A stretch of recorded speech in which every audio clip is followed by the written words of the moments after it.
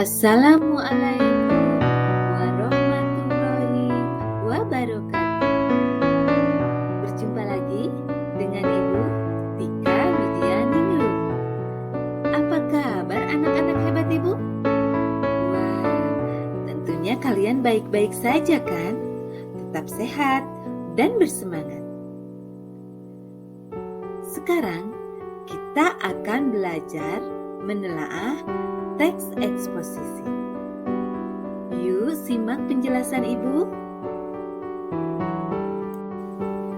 Pembelajaran minggu yang lalu, kita telah belajar tentang unsur-unsur teks eksposisi. Dan sekarang kita akan belajar menelaah struktur dan kebahasaan teks eksposisi. Untuk mengingatkan tentang pembelajaran yang telah lalu, unsur-unsur teks eksposisi itu dibagi menjadi dua, yaitu gagasan dan fakta. Ciri-ciri gagasan, yang pertama, belum dapat dibuktikan kebenarannya. Yang kedua, mengandung subjektivitas. Yang ketiga, menggunakan kata sifat seperti baik, buruk, jahat, senang, dan lain-lain.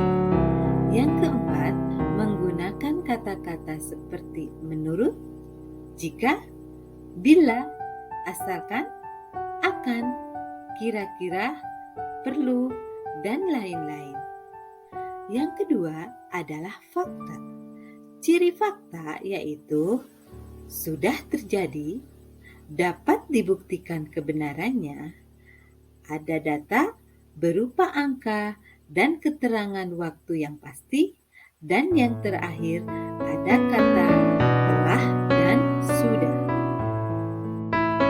Sekarang kita akan belajar menelaah teks eksposisi.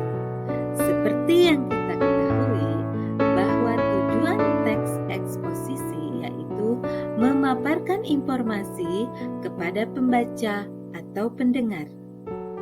Struktur teks eksposisi dibagi menjadi 3. Yang pertama adalah pernyataan pendapat atau disebut juga dengan tesis. Tesis ini biasanya berada di bagian pembuka dan berisi pendapat tentang topik yang dibahas. Yang kedua yaitu argumentasi. Argumentasi adalah pendapat. Alasan yang digunakan penulis untuk mendukung pendapat yang disampaikan pada tesis. Dan yang ketiga adalah penegasan ulang pendapat. Biasanya bagian ini ada di bagian akhir teks yang berisi pernyataan ulang yang telah disampaikan atau pernyataan penegas.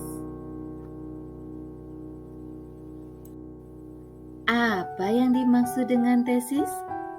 Tesis atau pernyataan umum merupakan kalimat-kalimat yang memberikan gambaran umum tentang permasalahan yang akan diangkat di dalam teks itu.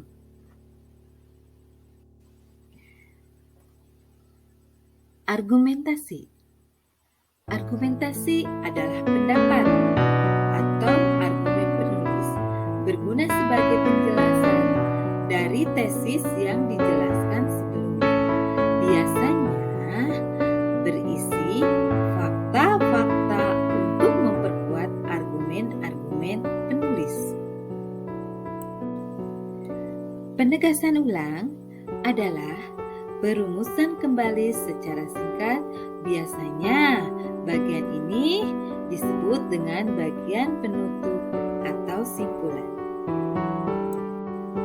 Yang selanjutnya yaitu tentang kebahasaan. Kebahasaan yang akan kita pelajari di dalam teks eksposisi kali ini yaitu kebahasaan konjungsi kausalitas, konjungsi temporal, dan kata teknis.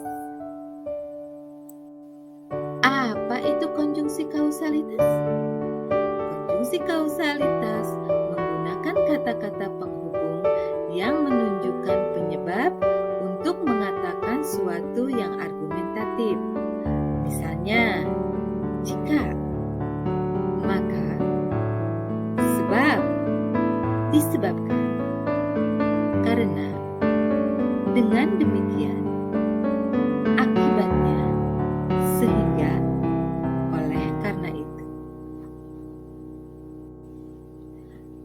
konjungsi temporal. Konjungsi temporal adalah konjungsi atau kata hubung yang digunakan untuk menghubungkan dua peristiwa yang berbeda dan memiliki kaitan dengan waktu. Misalnya, sebelum, kemudian, lalu, selanjutnya, apabila, sejenak, hingga, dan lain-lain.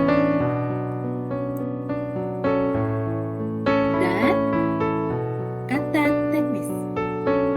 Apa ya kata teknis?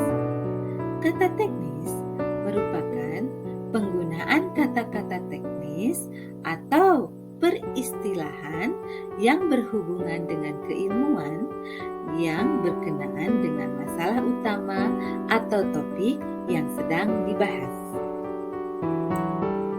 Bagaimana cara menyimpulkan teks eksposisi? Yang pertama, menentukan ide pokok di setiap paragrafnya. Dan yang kedua, susun ide pokok yang ditentukan di setiap paragraf menjadi satu paragraf simpulan. Sekian penjelasan dari Ibu untuk anak-anakku yang soleh dan solehah. Terima kasih kalian telah menyimak. Selamat belajar. Sampai jumpa di lain waktu. Dah. Assalamualaikum warahmatullahi